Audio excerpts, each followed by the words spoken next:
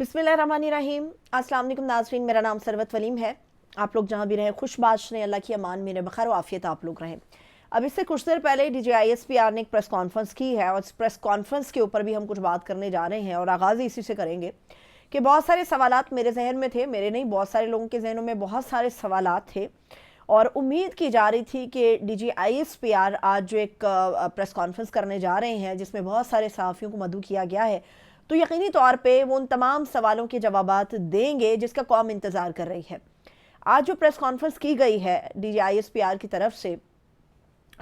मेरा कोई इस बात में इंटरेस्ट नहीं है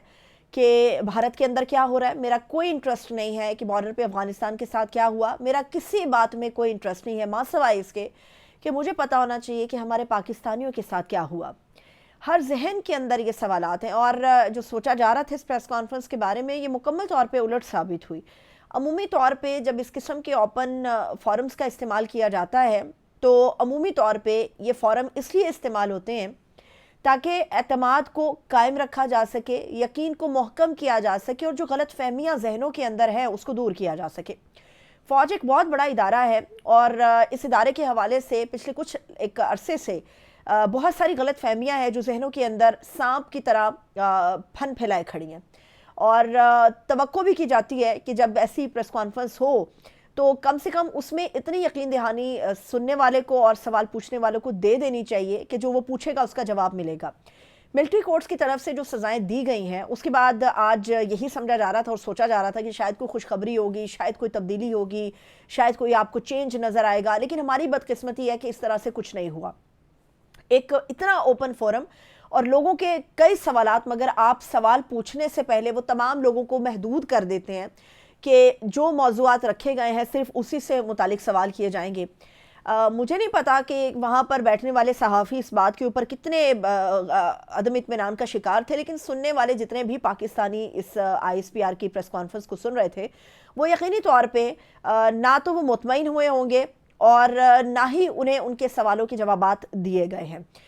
जिस तरह से इंटरनेशनल एक प्रेशर बिल्ड हो रहा है पाकिस्तान के ऊपर, तो तवक्को थी कि ये 60 मुल्ज़िमान को जो 9 मई के अंदर मिलिट्री कोर्ट्स ने जो सज़ाएं सुनाई हैं उसके बाद फौरी तौर पे नेक्स्ट डे ये प्रेस कॉन्फ्रेंस का मतलब ही ये होगा कि उन तमाम सवालात के जवाबात दिए जाएँ और उम्मीद भी थी कि ये एक ओपन फोरम होगा जिस पे आपकी मर्ज़ी का सवाल होगा और उसके ऊपर DGISPR जो हैं वो जवाब देंगे, लेकिन ऐसा नहीं हो सका। ऐसा तब होता है जब हमें ये नज़र आ रहा हो कि चीज़ें कानून के मुताबिक नहीं हुई। जो शख्स कानून के मुताबिक या जो इदारा कानून के मुताबिक मामलात को लेके आगे बढ़ रहा होता है उसमें हमेशा आप इतने इत्मीनान का शिकार होते हैं कि आपके सामने हज़ार सवालों का एक तूफ़ान भी खड़ा कर दिया जाए, एक पहाड़ भी खड़ा कर दिया जाए, तो आप उन तमाम सवालों के जवाब देने की अहलियत भी रखते हैं और उसके लिए आप तैयार भी नज़र आते हैं। लेकिन आज ऐसा नहीं हुआ।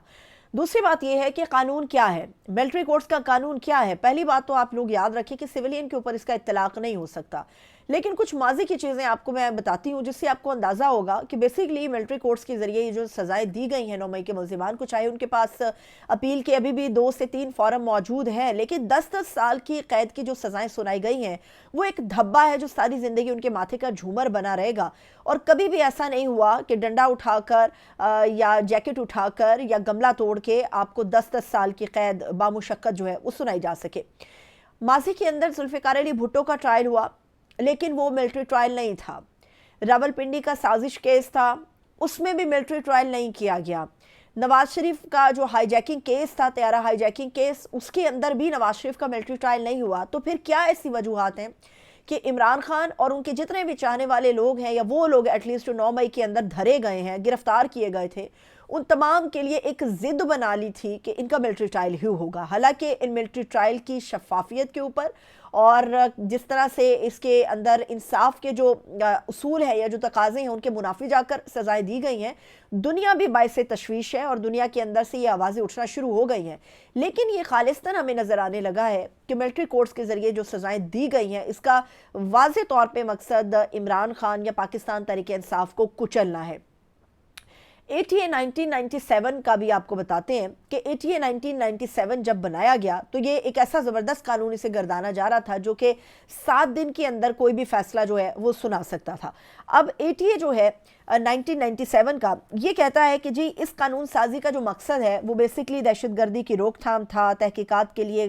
قانون نافذ کرنے والے اداروں کی جو تھی وہ طاقت کو بڑھانا تھا، اور دہشت گردی کے مقدمات کی سماعت کو تیز کرنے کے لیے خصوصی عدالتوں کا قیام تھا۔ لیکن جب اس کے اندر یہ کہا گیا کہ ان کورٹس کے اندر آنے والے لوگوں کے یا اس قانون کے دائرے میں جو لوگ آئیں گے 7 دن کے اندر ان کا فیصلہ ہو جائے گا ان کی سزاؤں کے حوالے سے یا ان کی رہائی کے حوالے سے، تو ججز اور وکلاء نے مل کے اس کی مخالفت کی تھی۔ لیکن سوال یہ ہے کہ پاکستان کے اندر آلریڈی ایگزسٹ کرتی ہیں وہ عدالتیں جو دہشت گردی کے معاملات کو دیکھتی ہیں، جیسے کہ ہماری ATC اینٹی ٹیررزم کورٹس جو انسدادی دہشت گردی کی عدالتیں ہیں وہ پاکستان کے اندر موجود ہیں، جو کہ خالصتاً سویلین کے مقدمات کو دیکھنے کے لیے ہوتی ہیں۔ جب فوج کی طرف سے ATC جیسے اداروں پہ یا عدالتوں کے اوپر عدم اعتماد ہمیں نظر آتا ہے، یا ملٹری کورٹس کی طرف سے ان کورٹس کے اوپر عدم اعتماد نظر آتا ہے، تو ایسا لگتا ہے کہ عمران خان صاحب اپنی اس بات میں سچے ہیں کہ پاکستان ایک ریاست ہے مگر 2 دستور ہے۔ یہاں پر کمزور اور طاقتور کے لیے ایک علیحدہ قانون ہے، یہاں پر اداروں کے حساب سے جو احتساب کا عمل ہے وہ مختلف ہمیں نظر آتا ہے، اور یہ ہمیں یہاں بھی نظر آ رہا ہے۔ یہ پوری بحث اٹھی ہے کہ چونکہ یہ لوگ جن کو ملٹری کورٹس نے سزائیں سنائی ہیں دہشت گردی کے زمرے میں لا کر ان کو سزائیں سنائی گئی ہیں، لیکن یہاں پر جب سویلینز کو سزائیں سنانا ہو دہشت گردی کے مقدمات میں تو ATC جب موجود ہیں تو پھر ملٹری کورٹس کا سہارا کیوں لیا گیا؟ یہ وہ تمام چیزیں ہیں جن کے ہم یہ توقع کر رہے تھے کہ آج کے پریس کانفرنس کے اندر ان تمام سوالات کے جواب ملیں گے، ابہام جو ذہنوں کے اندر ہے اس کو دور کیا جائے گا، لیکن بدقسمتی سے اس طرح سے کچھ بھی نہیں ہو سکا۔ دوسری بات یہ ہے کہ اس وقت رچرڈ گرینل جو ہیں وہ بھی گرل کیے جا رہے ہیں پاکستانی حکومت کو۔ عرفان صدیقی صاحب سینیٹر ہے اور مسلم لیگ نواز کے سینئر رہنماؤں میں آتے ہیں، نواز شریف صاحب کے بڑے قریبی ہیں، تو عرفان صدیقی صاحب نے کہا ہے کہ جی جو پاکستان کی پالیسیاں ہیں وہ کسی رچرڈ گرینل کے ٹویٹس یا بیانات پر نہیں بنتی، وہ ہمارے لیے غیر اہم ہے، یعنی کہ رچرڈ گرینل ہمارے لیے غیر اہم ہے۔ لیکن میں آپ کو یہ بتا دوں کہ وہ اتنے غیر اہم ہے کہ عرفان صدیقی جیسا سینئر آدمی جو ان کو غیر اہم کہہ رہا ہے ان کی غیر اہم سٹیٹمنٹس کے اوپر جو ہے وہ بھی سٹیٹمنٹس دے رہے ہیں۔ دوسری بات یہ ہے